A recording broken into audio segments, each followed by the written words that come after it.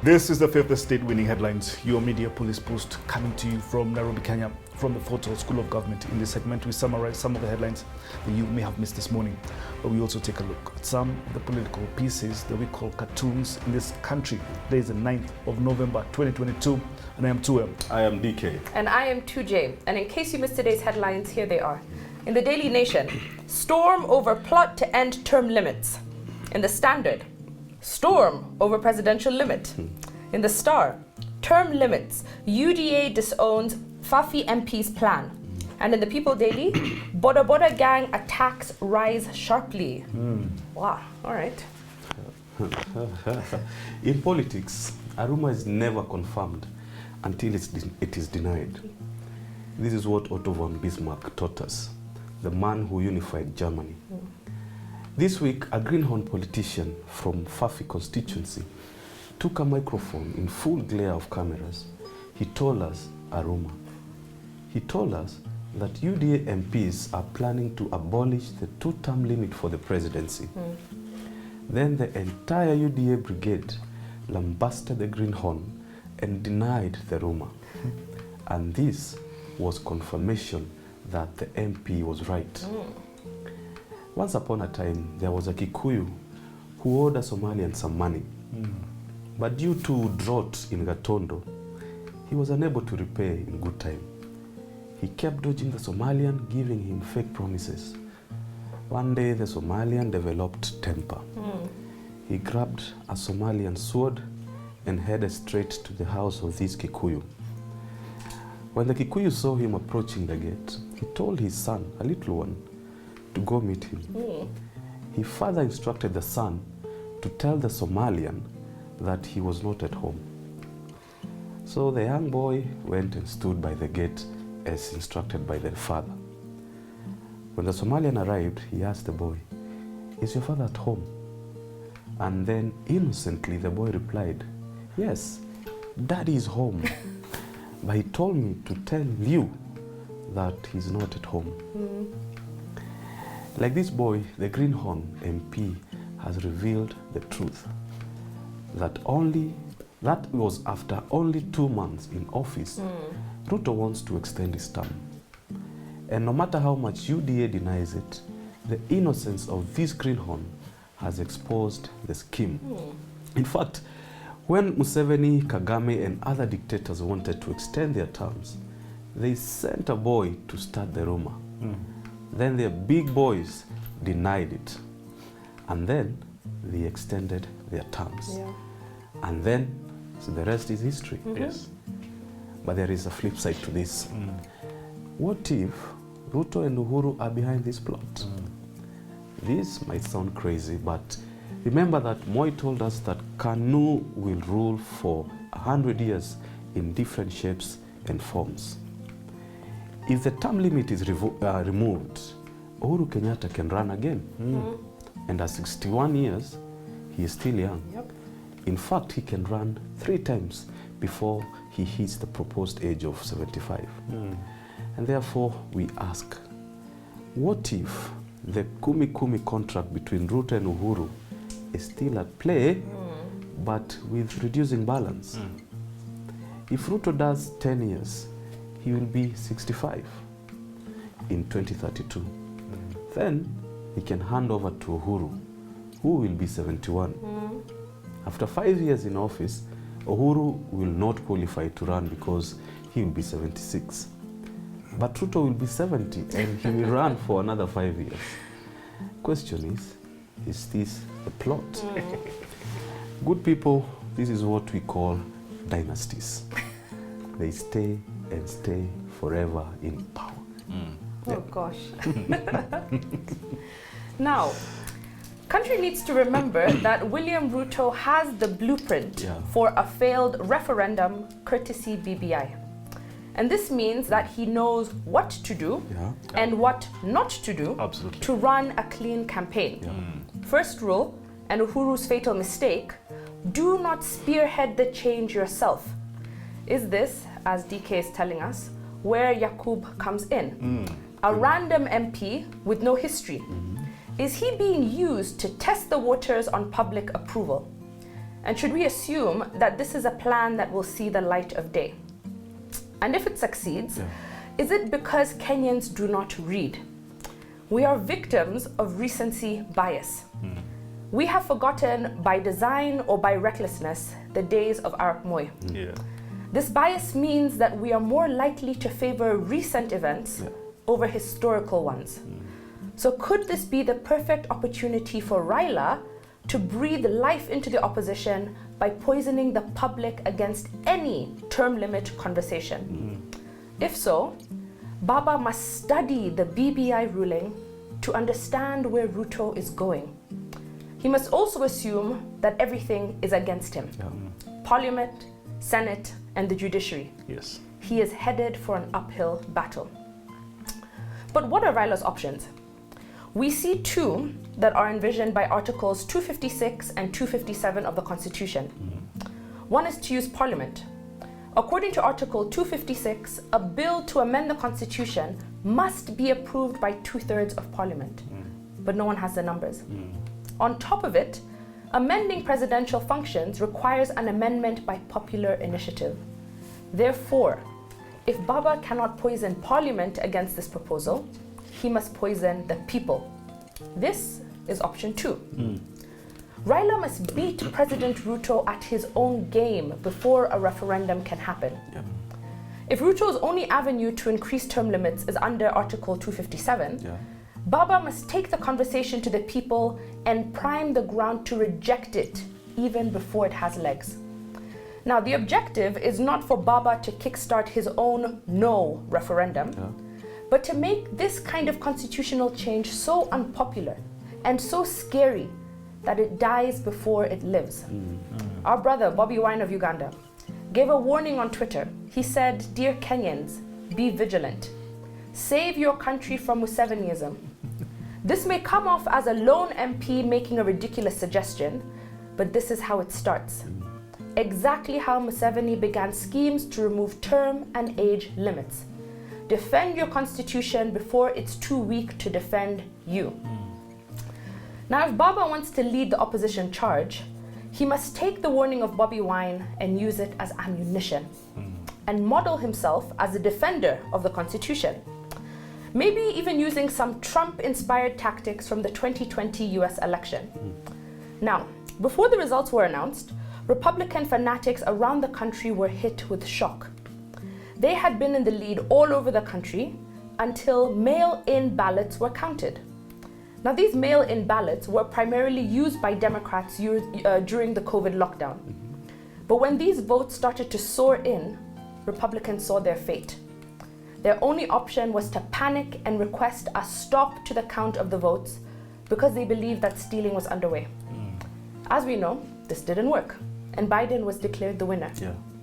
But this idea of stop the steal was born, and it did not die there. It grew and it became this crazy rallying call for Republicans to deny the results of the 2020 election. These people bought into it wholesale. Now, I must admit this example is extreme, and it is based on proven lies.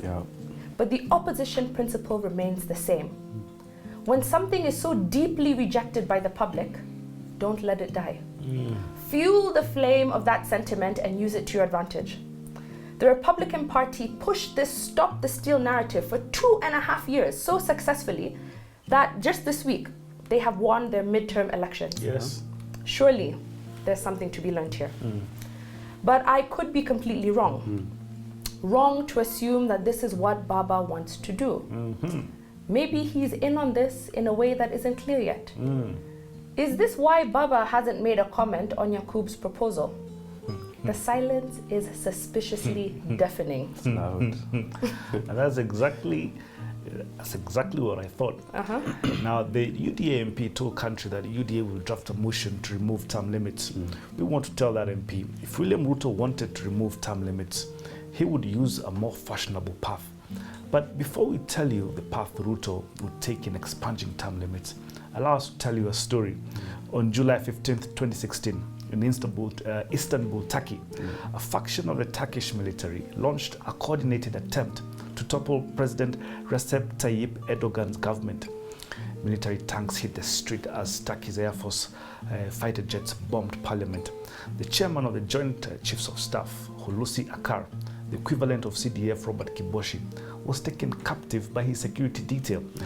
The rebel soldiers then went to media stations and announced that Turkey was under martial law.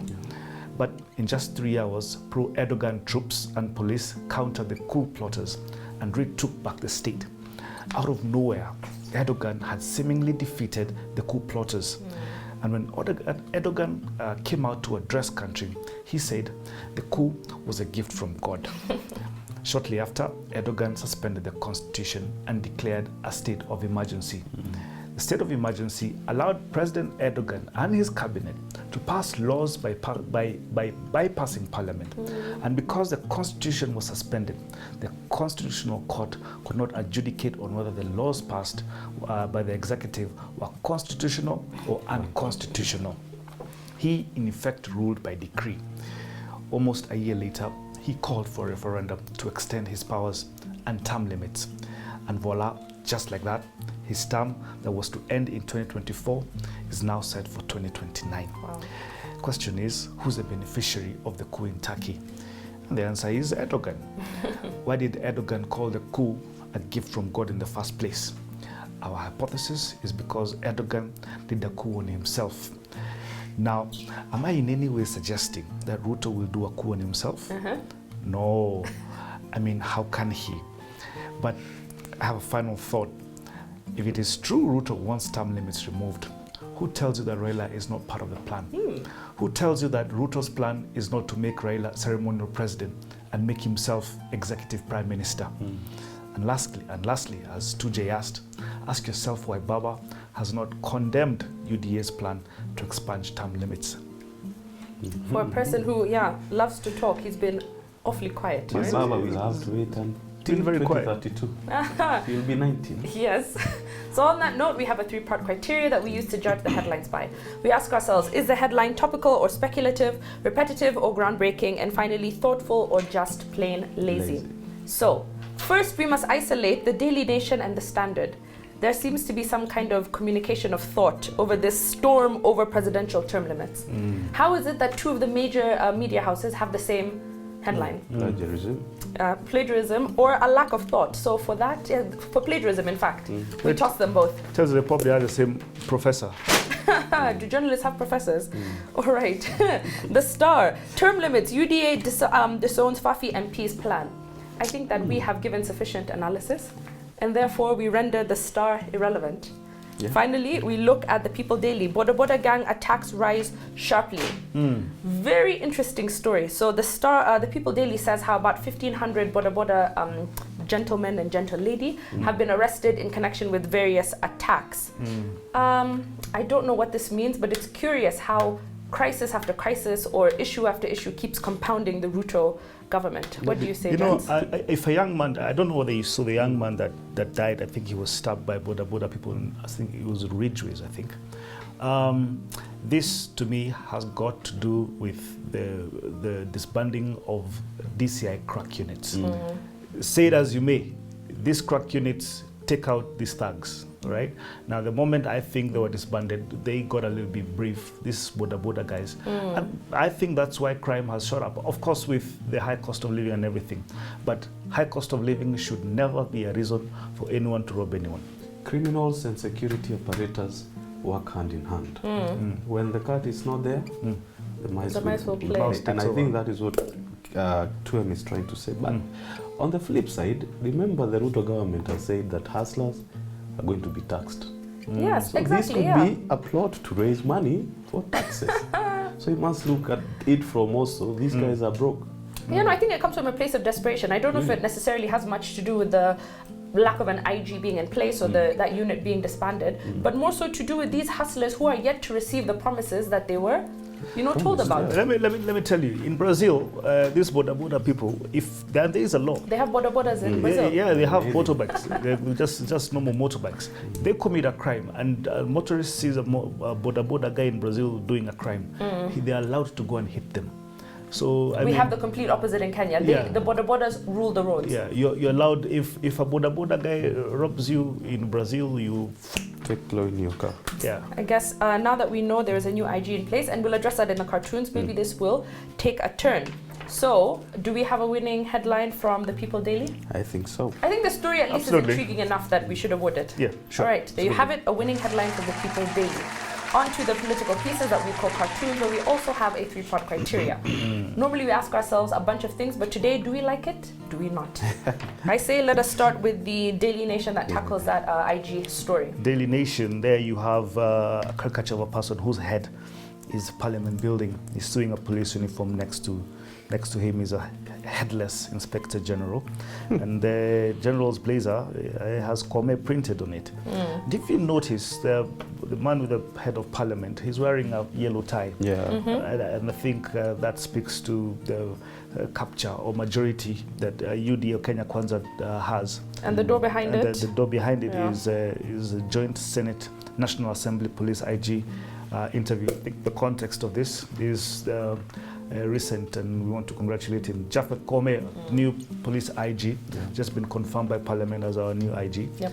And I think what Ndola is trying to tell us is that Parliament is nothing but a rubber stamp. Pretty much, exactly. This new IG was sewed to fit whatever Parliament had to rubber stamp, as you said. Yeah. He was made in Ruto's image. Yes. What do we have to say about the security sector being completely Meru-looking? Think about it. The criminal justice system belongs to people from Meru and the Somalis. Yeah. You have Martha Kome, is a CJ from Meru. Japhet Kome is... Are they related? They need to tell us that, huh? Who knows? And now you have, and the Kindiki Kidure, who's a CS Interior, from Paraka Nithi. Yeah. Then you have a DCI guy, I think he's Somali, I think his name is Mohammed Amin. You have Haji, who's DPP. And then who's the other one? Is the guy from ESCC Somali? Tofik? Possibly, I'm not sure.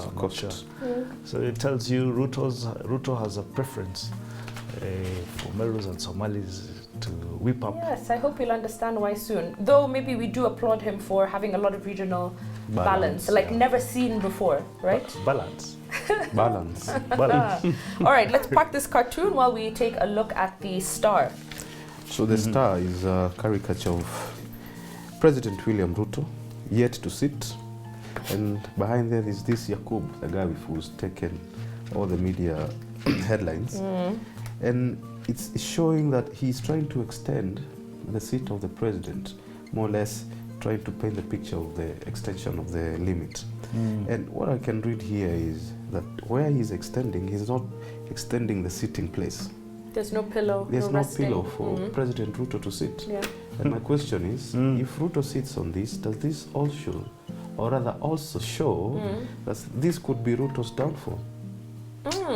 Is this seat, is it too soon to extend this seat? Because how will the president sit? He's yet to sit. And you started extending already. You know, how will he sit even in the first 10 years, for instance, and have a backrest? You know what? Good point, but DK, for someone I would want to believe, 2012 is when Ruto planned his presidency path in 2012. Yeah. He saw it coming, right? And he's gotten it. And he, before he was sworn in, he ensured that he had a majority in Parliament. Yep. He had a majority in Senate, and he had the judiciary in his pocket. Right, allegedly. I see 2J looking sideways.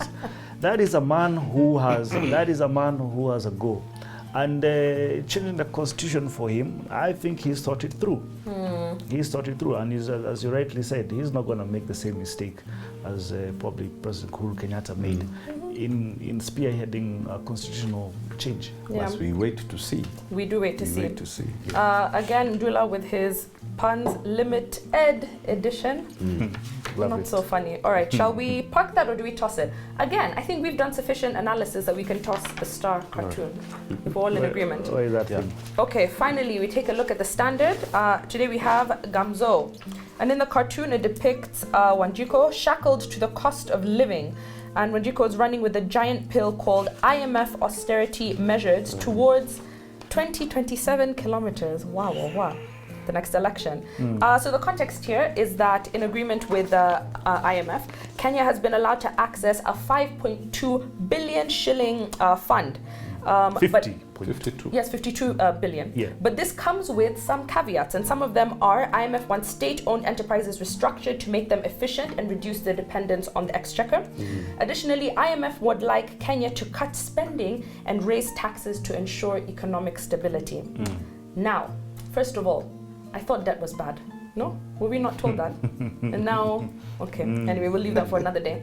But my second thought is a bit of a conspiracy, and it's about us being preconditioned by Ruto himself. He told us that the government had to cut spending by, I think, 300 billion, and I believe they've done so. Right. He's told us that we're going to start paying taxes at the age of 18, which is another IMF condition. The other day, he told government that they had to stop going to 5-star hotels for their conferences and whatnot, and instead use government buildings. Yes. All of these things he said before the announcement of this access to funds from IMF. And I think it made it an easy pill to swallow, right? So that we were preconditioned. I think him and the IMF may have had a conversation beforehand. I'm not convinced. But I guess the point of this cartoon is that this is going to be a tough pill to swallow for Kenyans. Austerity measures are never easy, and if we have to do that until 2027, let me tell you, it's a cocktail of austerity measures and the removal of subsidies on fuel and on maize. Now, remember, under Uhuru Kenyatta never accepted IMF conditions to remove subsidies. But how it works is this as well. The first charge of exchequer receipts is interest payments and principal payments, right? Now, if IMF is giving you 50 billion shillings, whatever monies that Treasury accrues, the first charge, whatever payment, the first payment Treasury makes directly goes to paying IMF. So what they're doing is they're just clearing the way for the repayment of their own loan. And remember, some of these conditions that IMF is giving were the same conditions that were given to the Moi regime. And this is what led to the collapse of that regime. Corruption went higher. So they are setting us up for failure. And it's funny, Ruto likes to tell us his favorite president is Kibaki. Yet Kibaki is the very same man who told the IMF, to sit on a pin. So quite interesting. Yeah. All right, so what do we say about the cartoons? I think we tossed the standard. Again, our analysis was far more interesting than the cartoon itself. Toss the standard. I think winning cartoon is a nation. Daily Nation. I would agree. Absolutely. All right, so there we have it. We have a winning headline from the People Daily, very few and far between, and a winning cartoon from the Daily Nation. Don't forget you can find us on your TV screens on Prime Free to Air, GoTV and Star Times. Have a lovely evening, and we will see you tomorrow.